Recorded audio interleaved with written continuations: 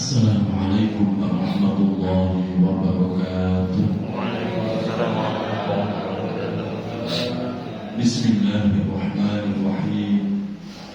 Alhamdulillah, alhamdulillahilladzi hadana lihada wa ma kunna linahtadiya laula an hadana Allah.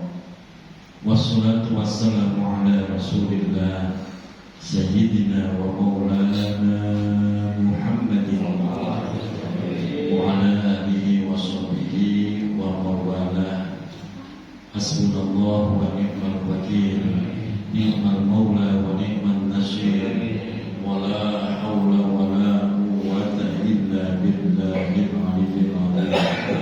Allahumma anfa'na bima 'allamtana wa 'allimna ma yanfa'una birahmatika ya arhamar rahimin.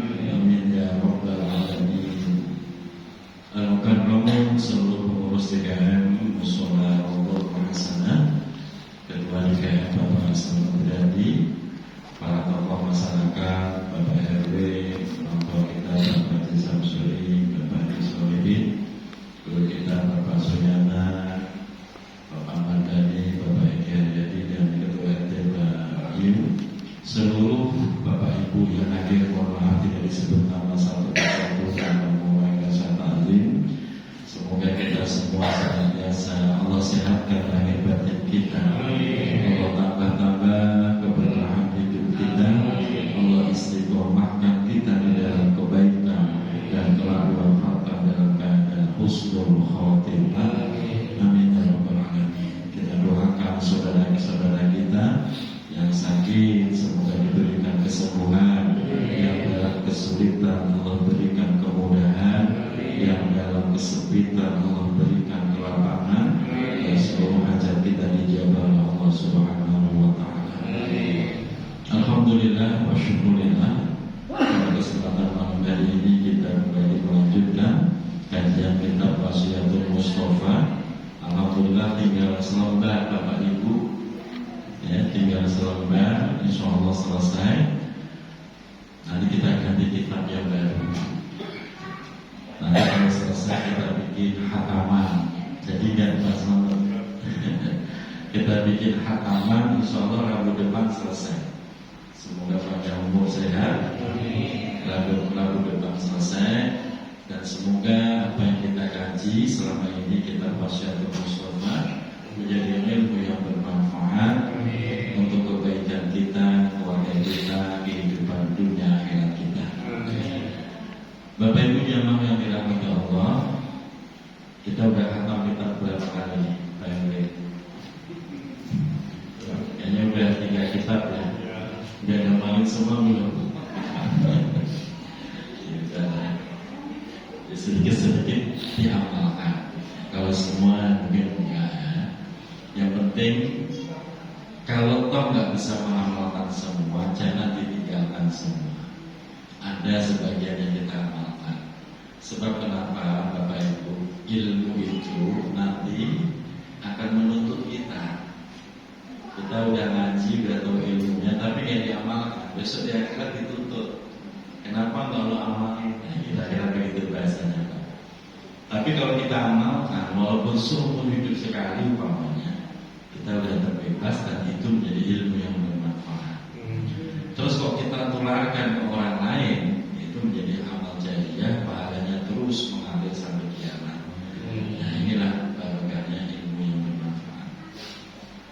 Sekarang kita kembali lanjutkan, masih di halaman 22 tentang macam-macam doa yang diajarkan Rasulullah SAW kepada Sayyidina Ali secara khusus dan umumnya kepada kita semua selaku umat Nabi Muhammad SAW. Sekarang kita halaman 22, baris kedua dari atas. Baris kedua dari atas.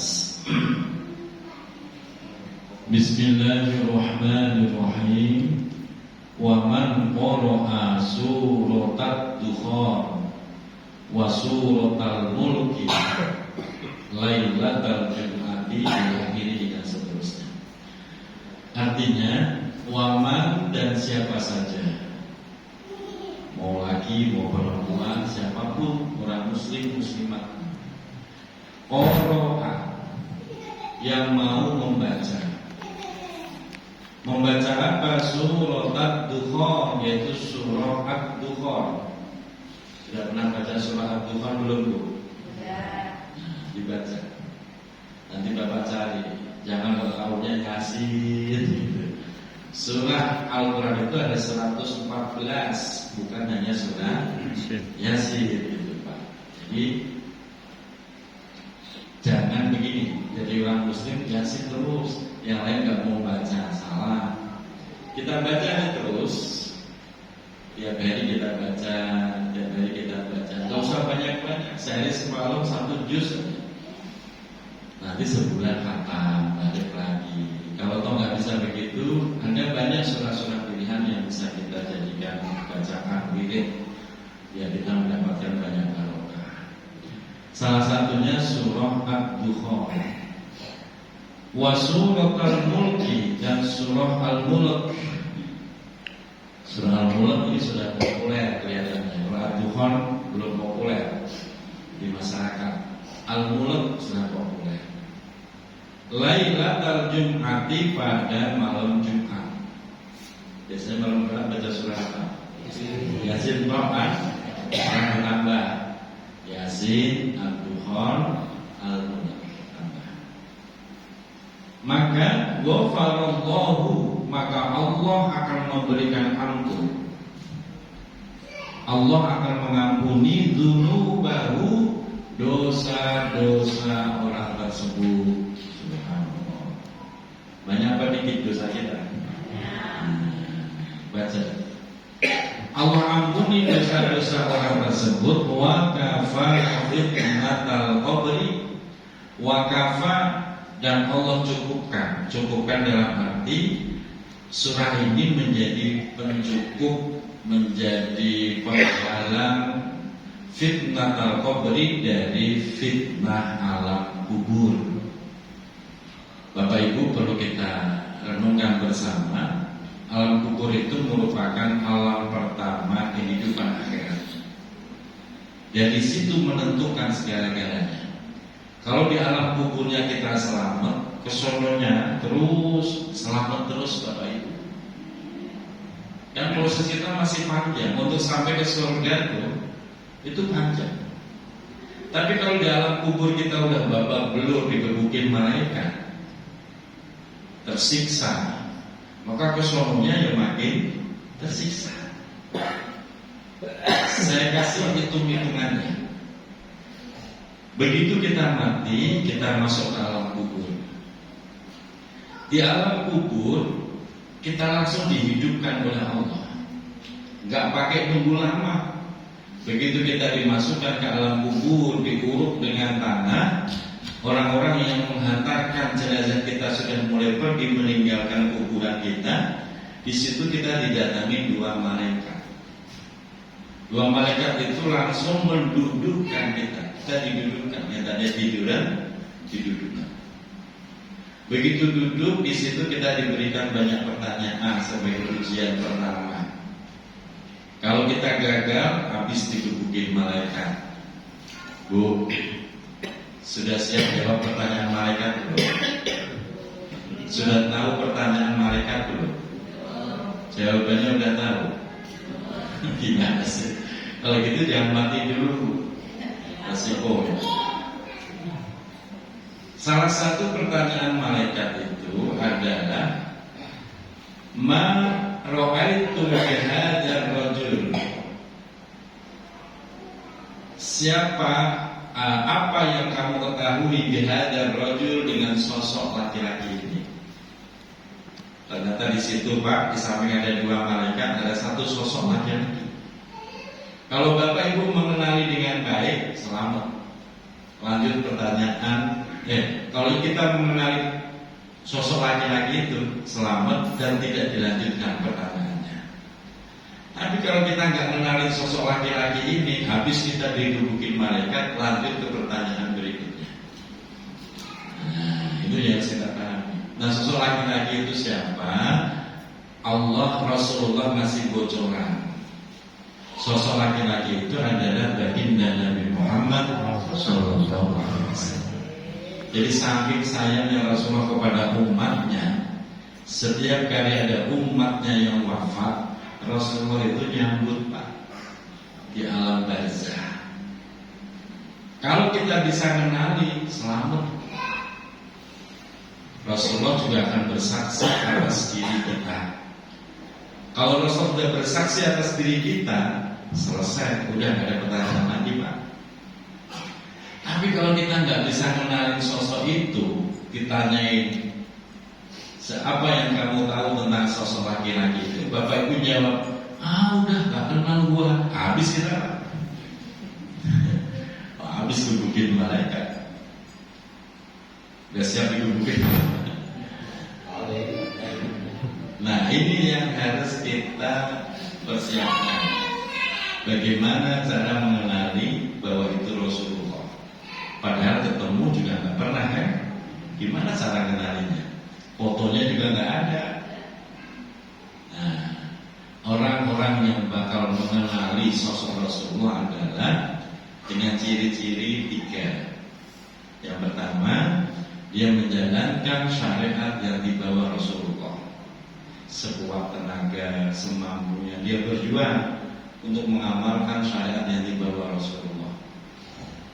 Yang kedua, dia berjuang menghidupkan sunnah Rasulullah. Yang pertama syariat, yang wajib-wajib itu Pak. Yang kedua, menghidupkan sunnah Rasulullah. Ada sholat sunnah, puasa sunnah, dan macam-macam kita kerjakan dalam rangka menghidupkan sunnah Rasulullah. Dan yang ketiga adalah orang yang memperbanyak membaca sholawat. Jadi 3 ciri ini loh, orang itu akan bisa mengenali sosok itu sebagai Rasulullah Sallallahu Alaihi Wasallam. Kok kita jawab kenal? Huwa Abdullahi wa Rasuluh. Kenal, beliau adalah Abdullah, hambanya Allah dan utusannya Allah. Kalau kita kenal, Rasulullah langsung bersaksi atas diri kita, ya, dia umatku. Kalau Rasulullah sudah bersaksi, selesai urusan Pak. Karena semua kunci ada pada Rasulullah. Nah, itu yang kita nanti alami di depan alam barzah. Habis itu kata malaikat nih, num kanaumil kursi. Kalau gitu tidurlah kok. Sebagai tidur, sebagaimana tidurnya pengantin baru. Alhamdulillah. Kata malaikat tuh Pak. Jadi kita tidur tuh nyaman dalam barzah. Sampai berapa tahun? Bertahun-tahun. Sampai nunggu malaikat Israfil meniup trompet yang kedua. Trompet yang pertama ditiup, semua makhluk mati. Semua makhluk mati. Termasuk malaikat mati, kecuali malaikat khusus. Matinya masih entaran. Mati semua Pak. Nah, ketika mati, apakah langsung ditiup trompet yang kedua? Enggak, dibiarin dulu kita Pak. Dalam kitab At-Tazkirah kita diundangkan dulu. Mati semua. Berapa tahun? 40 tahun. Lama apa sebentar? Lama. Apalagi ini 40 tahunnya akhirat, bukan 40 tahunnya dunia Pak. Beda, 1 hari kehidupan akhirat itu seperti 1000 tahun kehidupan dunia. Itu 1 harinya. Nah, ini 40 tahun akhirat, berarti berapa ribu kehidupan dunia itu? Itu sendiri deh. Luar biasa. Habis itu baru ditiup tuh trompet yang kedua. Begitu ditiup trompet yang kedua, baru kita dibangkitkan dari alam kubur. Semua dibangkitkan bareng-bareng. Dan yang pertama kali bangkit adalah baginda Nabi Muhammad Sallallahu Alaihi Wasallam. Dibangkitkan. Ngapain dibangkitkan? Dikumpulkan di padang mahsyar. Ngapain dikumpulkan? nunggu dihisab. Nah di padang mahsyar kita kumpul tuh nggak langsung dihisab, dibiarkan dulu di situ. Masa penantian, masa-masa yang paling menegangkan, Pak. Dihisab. Jangankan dihisab malaikat, dihisab polisi aja tegang. Diinterogasi polisi loh, bisa terkencing-kencing, Pak. Jadi yang hisab Allah langsung, Masya Allah. Setelah dihisab, baru yaumul fasli, hari keputusan, surga apa neraka. Bisa dibayangin ya, bagaimana perjalanan akhirat itu jauh lama. Terbukti saking lamanya orang-orang yang sudah mati nggak balik lagi, Pak. Memang belum nyampe dia, belum nyampe, Pak. Ya siap belum, Pak? Ya? Siapa yang mau duluan? Jangan suruh Pak Ustaz. Ya surga pada umur Rasul. Ya kalau nggak mati, kita kan memang nunggu mati ya. Betul nggak Bu? Kita ini hidup nunggu giliran mati. Coba itu. Nunggu giliran mati. Kalau kita paham betul bahwa kita ini sedang nunggu giliran mati, udah nggak usah aneh-aneh lah. Yang lempeng-lempeng aja, waktunya sholat, artinya ngaji. Ini nggak inget sholat, nggak inget. Kayaknya dia bakal hidup terus kayaknya. Enggak lah. Nah itu luar biasa. Kalau pengen selamat sebelum mati, malam Jumat besok baca surah Yasin, baca surah Al-Duhan, baca surah Al-Mulk. Allah ampuni dosa kita, Allah bebaskan dari fitnah kubur. Alhamdulillah. Nah, kalau pamannya Pak habis itu terus mati, pamannya kan senang Pak. Nah, itu ikhtiar kita. Selanjutnya waman qoro'a. Waman dan siapa saja qoro'a yang mau membaca indal maut ja'ihi, ketika mau tidur. Ketika mau tidur Pak, atau pada tempat tidurnya, mau siap-siap mau tidur lah pokoknya. Baca apa? Akhir ayatil kahfi, membaca akhir dari ayat Al-Kahfi, ayat terakhir dari surah Kahfi. Nanti Bapak Ibu cek Qurannya, satu ayat saja Bapak baca ketika mau tidur. Udah pernah belum? Nanti malam diamalkan. Bapak buka, Bapak baca. Apa barokah fadilahnya, keutamaannya? Bana, maka Allah akan membuatkan, membangun lahu bagi orang tersebut min nurin, sebuah cahaya. Menciptakan atau membuatkan sebuah cahaya min ra'sihi, dari kepalanya orang tersebut, ila ka'bihi, sampai ke Ka'bah. Jadi ada sinar cahaya yang memancar dari kepala kita sampai ke Ka'bah Baitullah.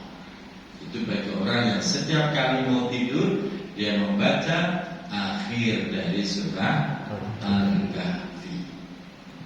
Gampang mau susah? Gampang mau susah? Sebenarnya kok gampang Pak, membaca satu ayat kok. Yang susah itu apanya? Malesnya, ngilangin males tuh Pak yang susah. Yang susah tuh ngilangin males. Pengantar tidur nonton YouTube aja sampai bermenit-menit, bisa berjam-jam, masa baca satu ayat nggak bisa? Kan sebenarnya bukan nggak bisa, malesnya. Betul? Nah malam ini dipaksa kita wudhu sebelum tidur, wudhu, setelah baca satu ayat, sudah rebahan bismillah. Umpamanya mati, matinya husnul khotimah. Umpamanya hidup, alhamdulillah Allah buatkan cahaya sampai ke Ka'bah. Apa untungnya ada cahaya Ka'bah? Untung Pak. Begini loh Pak. Dari cahaya itu, dari kepala kita memancarkan nur cahaya sampai ke Ka'bah. Dari Ka'bah itu Allah pantulkan ke atas, tembus ke Baitul Ma'mur, naik ke Baitul Izzah, naik lagi ke Arsy Allah. Tadi begitu Pak.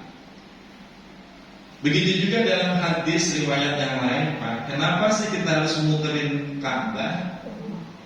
Satu, dosa kita diampuni. Yang kedua, cahaya kita itu dibawa naik oleh malaikat. Maka Ka'bah itu Pak benar-benar poros kehidupan alam semesta. Bukan dunia saja, alam semesta porosnya di Ka'bah. Dan itu sudah ada penelitian yang diilmiahkan. Tembus Pak ke langit bumi, Baitul Izzah, naik ke Baitul Ma'mur, naik ke Lauhul Mahfuz, naik ke Arsy Allah. Makanya nggak ada satupun pesawat yang berani melintas di atas. Nggak ada. Dari coba-coba dia bisa hancur di atas. Dan banyak sekali di sana itu Pak yang namanya burung dara, merpati itu banyak. Tapi nggak ada yang berani melintasin Ka'bah, itu nggak ada. Banyak kan burung dara di sana. Waktu Bapak Ibu ke sana ngeliat burung dara nggak? Banyak, tapi ya aman gitu. Itu keterangannya. Kenapa sih kita butuh cahaya itu? Nah, cahaya itu akan disambut malaikat, dibawa malaikat ke atas.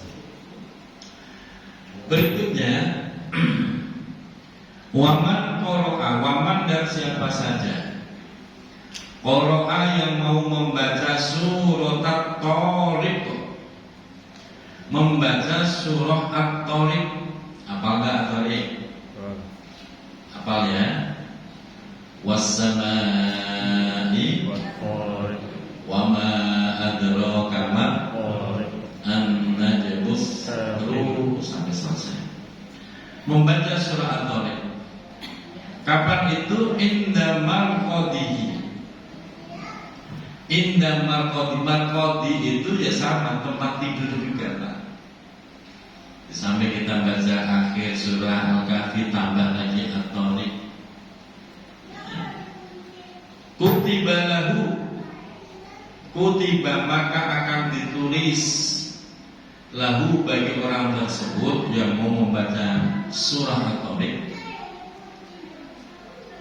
Apa yang ditulis? Ada dan nujumis samai hasanatin, yaitu kebaikan sebanyak bintang-bintang di langit. Subhanallah. Ada berapa bintang di langit? Insyaallah. Begitu Pak. Sebab ditulis kebaikan sebanyak nujumis sama bintang-bintang di langit. Sebanyak itu Pak. Gampang apa susah? Nyari kebaikan gampang apa susah? Gampang Pak. Yang susah itu ngilangin malesnya susah. Ngilangin males, malesnya itu loh Masya Allah dihilangkan. Cuman baca akhir surah Al-Kahfi, terus lanjut surah At-Tariq dibaca. Selesai, terus subhanallah tidur tuh. Bapak tidur, Bapak mendapatkan kebaikan sebanyak bintang-bintang di langit. Luar biasa itu. Kerjakan. Ini kan udah dapat ilmunya nih. Nah, nanti kerjakan. Walaupun cuma seumur hidup sekali, kerjakan. Jangan enggak sama sekali. Biar barokah. Nanti kita di sana panen pahala. Selanjutnya, ya Ali, wahai Ali, man qara'a suratal mulki, man siapa saja qara'a yang mau membaca suratal mulki, surah al-mulk, Wa ta'ala ba'da qiraatiha, wa ta'ala dan dia lanjut membaca ba'da qiraatiha setelah membaca surah Al-Mulk. Habis baca Al-Mulk lanjut baca doa ini. Ini doanya dalam kitab. Bapak ikutin ya. Allahumma Aqsimni bil Islam Qa'iman Wa'simni bil Islam Qa'idan Waraqidan Wala tushmit Fiyya aduwan Wala hasidan Allahumma inni a'udzu bika min syarri kulli dabbah anta akhidun binasiyatiha wa as'alukal khaira alladzi biyadika. Segitu doang kan? Kalau nggak hafal ya sambil baca nggak apa-apa.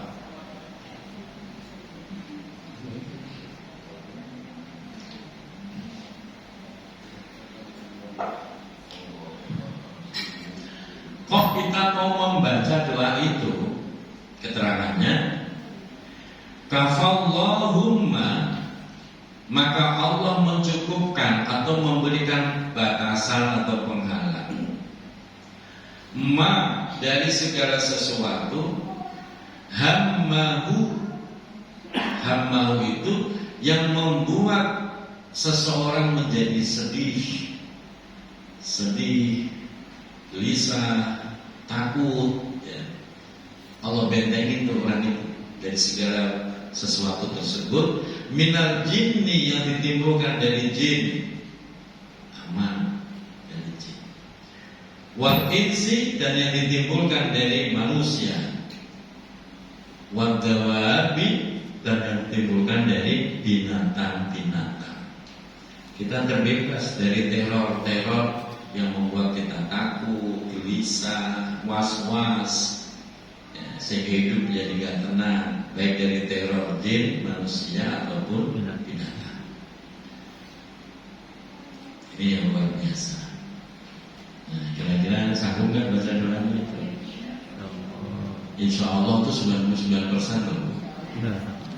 Pak, baca. Artinya apa? Saya artikan.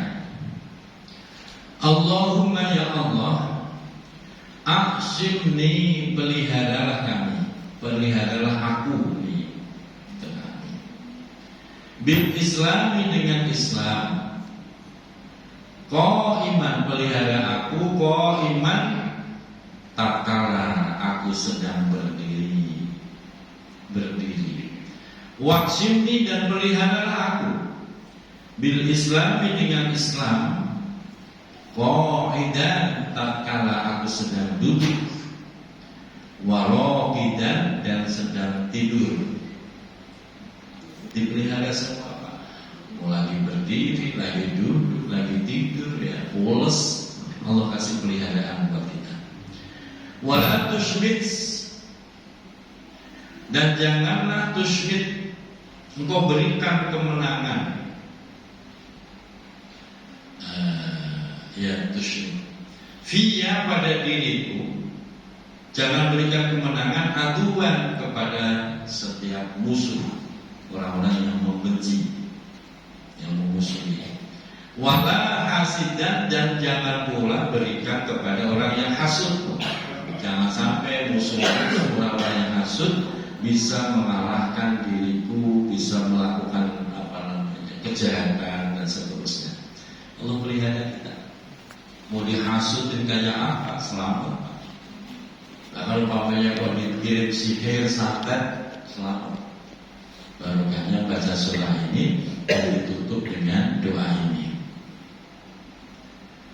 Allahumma ya Allah, inni, sesungguhnya aku, a'udzu memohon perlindungan bika denganmu ya Allah min syarri kulli dabbah, dari keburukan seluruh dabbah. Dabbah itu adalah binatang-binatang, binatang buas, binatang apa saja.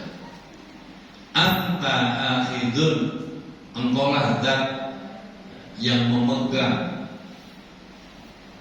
binasyatiha, kendali atas seluruh binatang tersebut. Anta akhidun binasyatiha, engkaulah pemegang kendali dari binatang tersebut.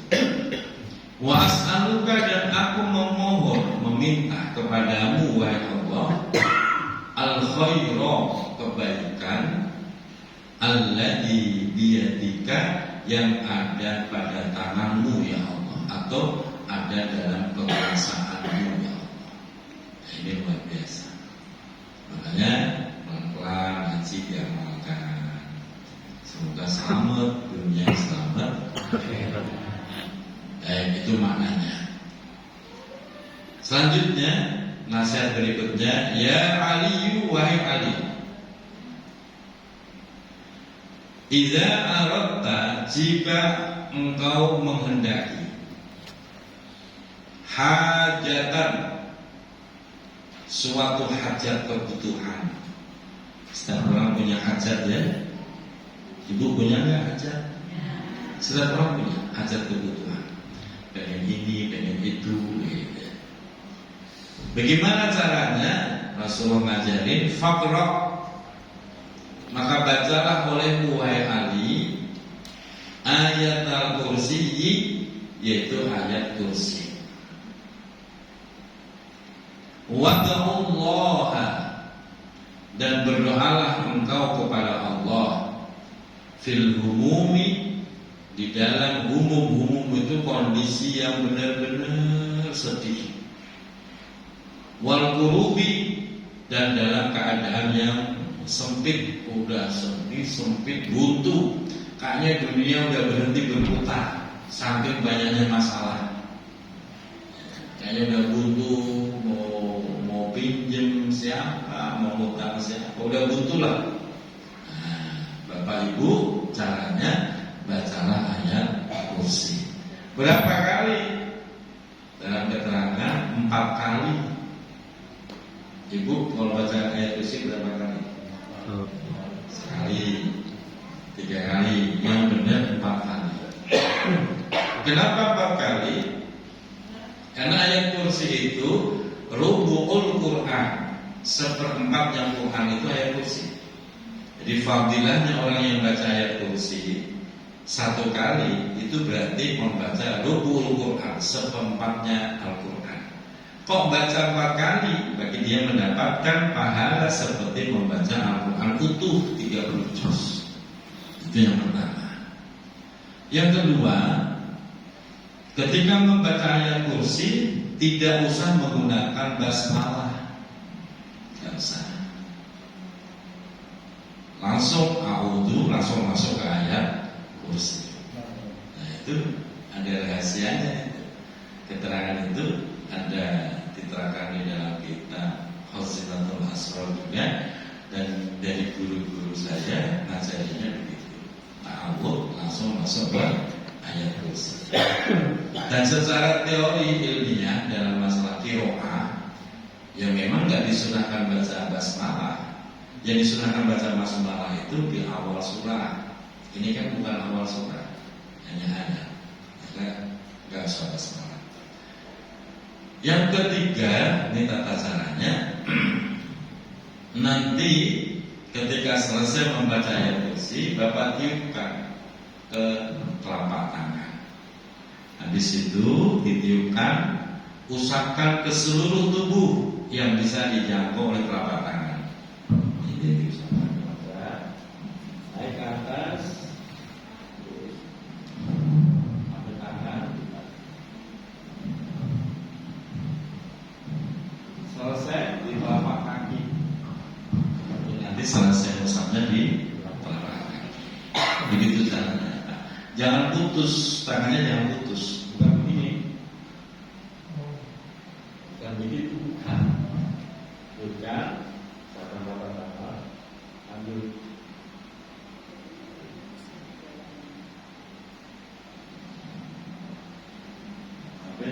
di lapangan. Paham? Nah, coba salah. Jadi semua itu ada ilmunya, ada ijazahnya. Tangannya jangan putus. Hatinya ketika tangan berjalan memeriksa itu jangan putus. Bisa nggak? Saya.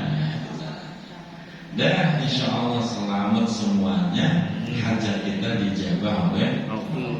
Yang kedua, kenapa sih harus ayat kursi? Ayat kursi itu adalah rajanya ayat.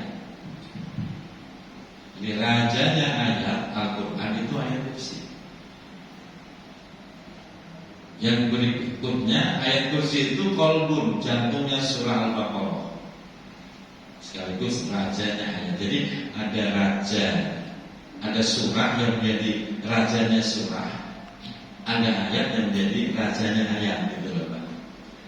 Kalau yang menjadi rajanya surah itu justru adalah surah Al-Ikhlas.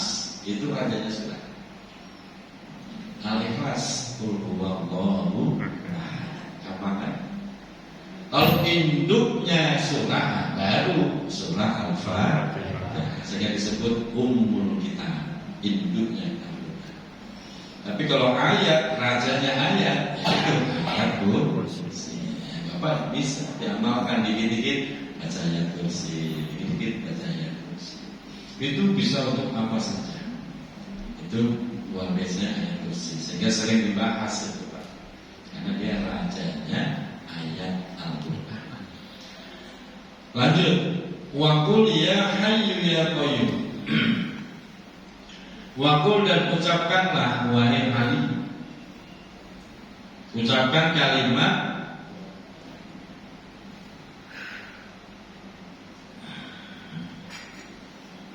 ya hayyu ya qayyum la ilaha illa anta bi rahmatika astaghitsu faghfir li wa aslih li sya'ni wa farrij hammi. Sampai situ Pak. Doanya sampai situ. Baca itu. Kalau diartikan ya hayyu wahai zat yang maha hidup dan menghidupkan, ya qayyum zat yang maha berdiri perkasa gak butuh bantuan, la ilaha tiada Tuhan yang berhak disembah illa anta kecuali hanya Engkau ya Allah. Birahmatika dengan rahmatmu, astaghiitsu itu su ya bukan Tuhan. Astaghiitsu aku memohon pertolongan. Faghfirli berikanlah ampun kepadaku, wa aslihli dan baguskanlah, aslih baguskanlah li untukku, sya'ni yaitu keadaanku. Biar keadaan kita dibaguskan Allah Pak. Umpamanya kita kok rezekinya seret, nah, nanti dibikin lancar. Rezekinya sempit dibikin lebar. Rumah tangganya kok berantem mulu, dibikin adem, ayem, sakinah. Pokoknya diperbaiki terus kayak kondisi kita. Wa farrij hammi, wa farrij, dan diberikan jalan solusi hammi dari semua keinginan, harapan, bahkan kesedihan yang mungkin menghimpit kita, diberikan solusinya. Itu maknanya. Sehingga dalam keterangan lanjutnya, fa innallaha, maka sesungguhnya Allah yakshifu akan membuka angka darimu, apa yang dibuka al-humum, segala macam kesedihan, segala macam kebuntuan, rupok, sumpok, apalagi Pak, mudah pokoknya mumet, semua dihilangkan oleh Allah. Wa yufarriju, dan Allah akan memberikan jalan keluar, solusi indal qulubi, dari semua musibah dan bencana atau ujian hidup kita. Dan yang luar biasa, wa yaqdi, dan Allah mengabulkan laka untukmu wahai Ali al-hawaij, yaitu seluruh hajat kebutuhan. Hawaij itu hajat kebutuhan. Nah, ini yang luar biasa. Nah, semoga kajian malam ini bisa langsung diamalkan nanti. Nah, nanti Bapak Ibu merasakan perubahan hidup yang Allah berikan kepada kita menjadi kehidupan yang lebih baik. Bapak Ibu lebih bisa menikmati kehidupan ini. Menikmati dalam arti lagi sholat nikmat, lagi tidur nikmat, lagi makan nikmat, lagi kerja, pokoknya semua tak terasa nikmat. Kemarin gak begitu. Sholat berat, tidur gak nyenyak, makan gak enak, ketemu orang kesel, gak ada orang ya kesel, ketemu suami kesel, gak ada suami maunya apa sih? Nah, kan bingung sendiri ya. Nah, baca ini, Allah buka semua itu. Demikian, semoga bermanfaat. Assalamualaikum warahmatullahi wabarakatuh.